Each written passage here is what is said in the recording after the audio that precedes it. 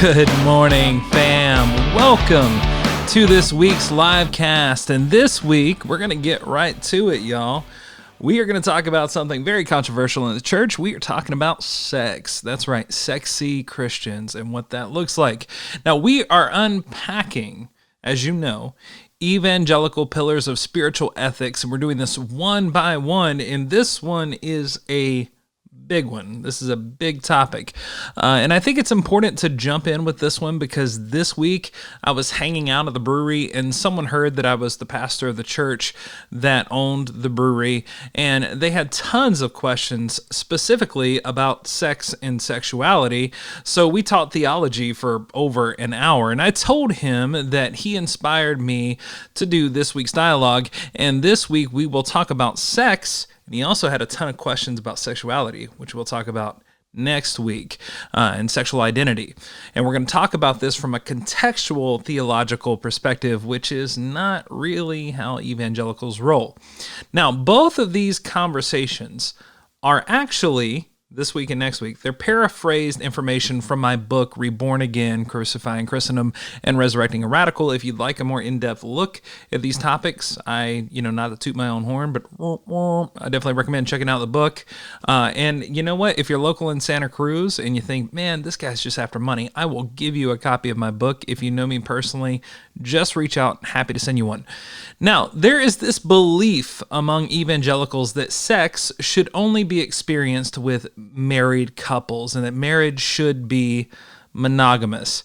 And coming to this conclusion is very difficult to explain if we were to examine the entirety of the biblical narrative. The Bible promotes polygamy more than anything else, and also what some might call a patriarchal polyamory, meaning that it was a sexual privilege that allowed multiple sexual partners, but it was an exclusive privilege that men had at that time. In fact, an entire book of the Old Testament, and I'm not saying this is right or wrong, by the way, I'm just telling you contextually, that's what the Bible promotes. And actually, I would say it's wrong because it's kind of messed up. It's one-sided. There is an entire book of the Old Testament that's dedicated to the sexual escapades of a polyamorous, patriarchal man by the name of Solomon. We actually talked about that early on in the podcast. Songs of Solomon may be one of the most misunderstood books in the Bible. And evangelicals constantly attempt to make it more wholesome than it was intended to be. This book is so charged with sexual energy that Jewish children were not allowed to read it until they became adults in that culture. And many preachers try to repackage this biblical entry as a graphic depiction of a monogamous, loving couple and their impassioned romance. But this kind of censored interpretation is diluting the provocative nature of Songs of Solomon to fit within the parameters of fundamentalist purity culture.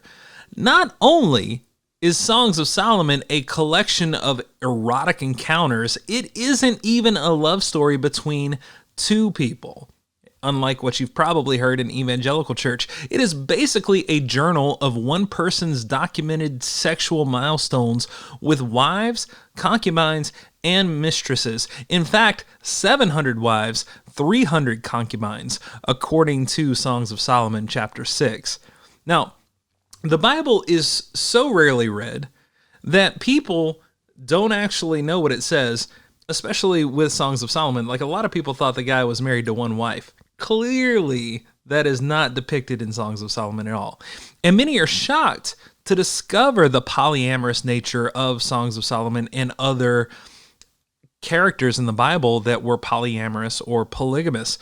It's not like Solomon was this odd entity in the Bible regarding this matter. There were plenty of prominent Old Testament characters with multiple lovers: Abraham, Esau, Ezra, Caleb, Gideon, David, Jacob, Saul, and Hosea are all examples of Old Testament polygamy, and they had multiple spouses and or concubines. And this was not only permitted in the Old Testament, it was actually encouraged. And interestingly, as we continue to read through the Old Testament, the practice of polygamy is never condemned at all. We do not see monogamy appear until the New Testament. Now, let me stop you right there. I'm not promoting polygamy, y'all. I am just saying that in our modern lens of what we consider marriage to be, this monogamous relationship, we actually don't see that until we get to the New Testament. So why is there this disconnect in the Bible? The earliest followers of Jesus were Jewish. All right. And many scholars that are both secular and progressive Christians believe that Jews in the early church would have seen no issue with polygamy. New Testament characters included. They would have had no issue with this.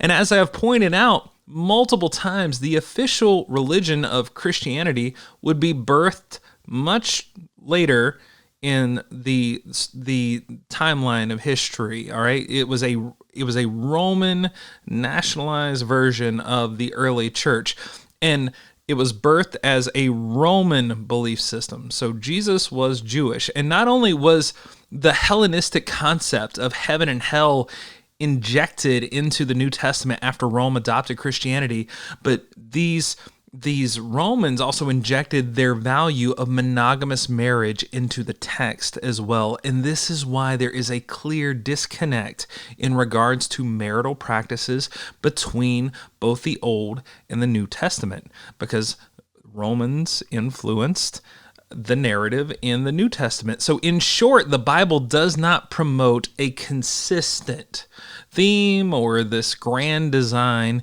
in regards to what matrimony should look like. Now, there's also another erroneous evangelical assumption, and that's that premarital sex is forbidden in the Bible. And this belief system is vital for this whole purity movement that really gained traction when I was in my youth. And it's the reason that abstinence initiatives are still prominent in red states today. Virginity in the evangelical mind is a sacred thing that should not be tainted before marriage, but little do they know that their standard of self-induced sexual deprivation only applied to women in the Bible. In biblical times, a woman's sexuality literally, and this is unjust, so don't hear what I'm not saying, it literally belonged to their father before they were married, not because their father wanted to protect their daughter's honor or whatever their idea of protecting their daughter's honor might have been, but because the father of the person in question in these ancient times would sell and trade their daughters to a suitor that they deemed acceptable. And if someone wanted to marry a young maiden back then, their father would have to approve a trade agreement for the child's hand in marriage, and virgins were more sought after by bachelors of that time, thus they were more expensive to acquire. Again, I'm not defending this in any way, shape, or form. It's barbaric, but that's how they did things back then. And in those times, if someone were to rape a woman before marriage, then the woman was actually required to marry that rapist according to the book of Leviticus. Now, although marrying a rapist was dependent on the father of the bride being fairly compensated for the bride being violated. If the father did not approve of the union, or if that rapist in question, again, this is horrific, did not want to commit, then the rapist would still be required to pay the father for a financial loss. A woman that was not a virgin back then had little financial value within this ancient culture, so the rapist had to repay the father for the perceived loss of fiscal value. Now, for the people of ancient Israel, marriage, in other words, and this is atrocious, but it was a business. Women were the supply, and virgins were the greatest demand. Again, absolutely unacceptable. It's horrific. It's barbaric. It should not be imagined or brought back into society today. However, what's interesting is that bachelors in this culture were not required to be virgins before they married. Nowhere in the Bible would you see that. There was a double standard of biblical purity. And this double standard of biblical purity culture is even more evident when we read that there was virtually no punishment in Levitical law for men if they committed sexual assault other than repaying the financial loss, the perceived financial loss to the father of the woman that was violated. The Bible has more to say about people sleeping on the streets, in short, than what grown-ass adults consent to do under the sheets. The double standard of biblical purity culture is even more evident when we read that there was virtually no punishment other than repayment in Levitical law for men if they committed sexual assault. It was a double standard. So none of these practices of ancient marital ethics should be revitalized today. They were barbaric. We can look at them and we can learn about cultures past, but they absolutely should stay in the confines of the past. But the Bible has quite a bit to say about other aspects of our life. The Bible has more to say about people sleeping on the streets than what grown-ass adults consent to do in the sheets. So in closing, y'all, the church needs to worry about the conditions that people are sleeping in, not who consenting adults are sleeping with. So it's time to break this bondage of sexual repression. It's time for the church to respect those that you are intimate with as divine children of our Creator. And it's time to use that afterglow to illuminate centuries of sexual manipulation that emerged from institutional religion. So, y'all, this is something that we have to discuss. The church has been focused on what goes on behind closed doors so much that they don't care about the suffering that's before their eyes, and it has to change. So if it involves consenting adults, then it is time for the church to shut the bedroom door. And with that said, we are going to move into communion. Now, this week, as we think about these elements, I want us to remember what really matters, the consistent theme of social justice that we see in the text. I want us to think about that.